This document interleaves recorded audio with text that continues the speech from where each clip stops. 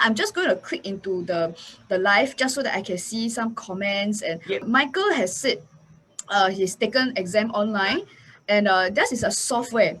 It's used by the examiner to track your head and eye movement. Wow. Wow. I find some of the comments very cool. It's like, well, cheaters will always cheat. So as a student, I just make sure I'm doing things right.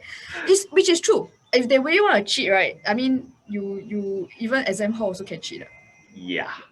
So in fact, I want to ask you, if the teacher has less time to teach in the official school, and it means that the students are not getting it, what are some of the implications that we see down the months and First years? of all, for 2020, what MOE has done for our Sec 4 and JC2 last year was they removed some topics from the syllabus. Oh, okay. Yes. Painting a more beautiful picture is that they have less stress on themselves. It sounds like a good thing. For the student. It sounds like immediate solution. Oh, no time to finish syllabus, right? You don't have to learn it. We just won't test you on that. Yeah. It sounds good, but you know what's the problem is, right? There's a reason why those topics were there in the first place. Yes. The Sec 4 students had to take these topics because they are going to use it in their poly and their JC, their tertiary education. Which they didn't learn at all. Which they should have learned last year, but because of COVID, they didn't learn last year. Yeah. So those become a snowball problem for this year's teachers. So in fact, what you are bringing up is a complete syllabus overhaul. Talk about Sec 4 students, right? But I can imagine, say, if Sec 2, maybe you reduce your syllabus, but sometimes you need to learn the part A so that in Sec 3, then the part B will make sense. Yeah, exactly. Then now you find that the Sec 3 entire syllabus has to adjust for the fact that all these people don't know this topic. So the Sec 3 teachers have to teach Sec 2 syllabus first before they can move on. Which snowball even worse. And it's not a long-term solution. Pushing today's problem to tomorrow is never a long-term solution. Yeah. It's called procrastination. Yeah, I can imagine it. And all the authorities are saying that COVID or pandemic is not going to disappear as a problem in the world. Yeah. For a number of years at least. In fact, they're all consistently saying that it will be a number of years. So going with this, it means that it's possible that the whole world may have batches of generations of people who didn't learn specific things in school because it was literally removed from syllabus. Is that what is a possibility? Yes, eventually the students will be equipped with less knowledge. Okay, now let's just assume that the knowledge that you learn in school are important and useful and essential, assuming, okay? That might be actually an issue for the job market. Yeah, that's what I was thinking. It's like, the implications are like, wow, if you want to really, extend it all the way, right? Yeah. Yeah. And I think across the world, different countries are making different adjustments to their syllabus, I can imagine. So Singapore removed this topic, but maybe Malaysia remove another topic. Yeah, possibly. So we start to see different people learning different things in different countries. Which is actually not a big issue. Well, when they remove topics, I believe they also remove topics which they deem as less important or less relevant. Yeah. Which actually makes us ponder another thing. Why are we all learning them in the first place? If these things are so non-essential, are so not applicable to life, why are the previous batches learning so much? And it makes us question the rest of the syllabus as well. Yes. How do we know that all these things, all this homework that we are forcing them to do, and all these poor kids got no life sometimes? It's homework. I'm not saying it's your fault as a tutor. Nah, just kidding. But you know what I mean? That it's like it's very common. We see a lot of these stories of people who they go school, they got school homework. And it's common for people to have extra education, and naturally there's additional homework. So it means after a while, like you say, is it really that necessary? So my question is our education still relevant to the current or future society? Yeah. And what are some of the points that you are questioning now? Because some parts are still relevant. I'm pretty sure plus minus times divide is still in that space. So I think a good gauge of whether those things are still applicable, are they essential, right, is whether adults use them in life or not, be it in a daily life or be it work. Because the thing is, if you put hours and hours to learn and practice something just to go for the exam and never use it ever again in your life, it might actually suggest a waste of time. I never used my algorithm after O-level. You don't need it. Yeah, I really don't. I have not encountered any situation in my life that has ever required me to know algorithm, so I all return back teacher already. We are not saying these things are not useful. Of course, there are some professions that use them on a daily basis that are bread and butter. I mean, you can't be a certain profession, let's say engineer, if you don't know differentiation and integration, right? But the thing is, as a matter of fact, not everybody is in those professions. Yeah. Actually, I've been thinking of this topic is that there are some skills that we learn in school, right? They are definitely applicable in life, and they're mostly taught in primary schools. Yeah. Languages, you need to form proper sentences, you need to communicate with people. I think they're all like very essential. But the gray areas start to come when you go into secondary school. We start to learn more advanced things that you don't really know when are you going to use this in life. It's nice, it's interesting, but I don't use it. And in fact, the higher level education actually have less relevance to life skills, but more like certain narrow professional skills, which is good, which is useful, but not for everyone, which is not general.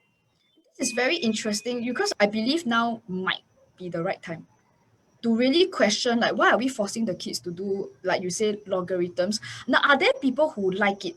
There are, there are people who like it, and there are people who they know that, okay, I want to solve climate change. I want to be a wind turbine engineer. Yes, Then I think you better go and do this. of course. Yeah, my degree is in literature, and I studied literature throughout. And even today, as an astrologer, I believe my literature training has helped me to see stories in language. So I attribute that to my literature training. But I know a lot of people hate it. Yeah, and they find that it's totally useless. It's like, what for I learned this like Shakespeare nonsense? Uh, but Shakespeare has helped me to be, I believe, a better astrologer. A better storyteller also, Yes. which means you can be more entertaining when you're conveying a message. Well, as a matter of fact, most people no, sorry, not most people. I mean, some people, they are very, very bad in telling stories, which actually is a very big disadvantage to them in sales, in presentation, even in daily life communication.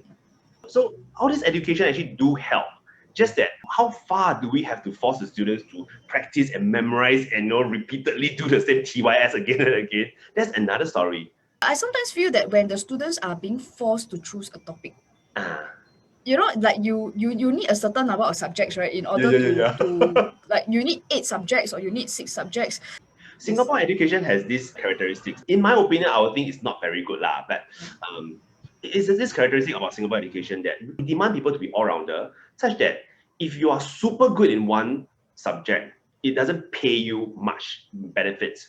Okay, so like for example, scoring 75 marks is an A1. Scoring full marks 100 is still an A1. So you don't get more benefit by scoring higher in that case. What O level requires you is you must have more A1s. So if let's say you have 6 subjects and all of them are A1s, you got a perfect L1 R5 called 6 points in that case. Whereas someone else who might be super good in, well, that's me lah, okay? So let's say I'm like just very good in math, but my other subjects are not as good. In that case, right, my overall performance will be like less. I So think that's that's a not just brilliant for, point. It's a brilliant point, that is like the specialists are penalized. yeah, And it means that the so-called top student, the people who go to all the best schools, they are always the people who can handle the maths plus the science plus the languages plus the CCA and all the yeah, other funny, because the CCA also counts, right? all-rounders, Yeah. So the it's all-rounders. like, and if somebody is just not the type of person, and this has nothing to do with intelligence, right? Yes. Is a aptitude. Right? And how many people who are listening to this, right? Your comment, please. Do you agree with that? And were you ever the kind of person who like was penalized? Or I think now is the time to pay a bit also. So May, you see one thing is that most people, most of us, as a professional something, okay, Yeah. so be it a professional engineer or doctor, most of us, right, we don't make a living by being an all-rounder. Don't. We make a In fact, living by the more being, specialized you are, even doctor also, right? If you are GP, you only make a certain amount. But if you cure this one specific disease, oh my god, that guy, right? He's he's the number one in his field. yeah, like today I went to my dentist, right? They have like 10 different dentists who specialize in like quite a few different things. So the first dentist tell me, oh, I will solve this problem. But for embraces, right? Okay, you need to go for the other Dr. Lim. The thing is, right, most of us now, we specialize in one or maybe two profession, okay? And because we specialize, we get so good, we get better than other people. Like, I mean, I would say that I'm probably better than quite a lot of people in terms of explaining math concepts. So the thing is, right, it matters to me, it matters to my clients, whether I'm good in that one or two fields or not. Yeah. So are you a very good all-rounder actually matters less in a job market, in a professional world.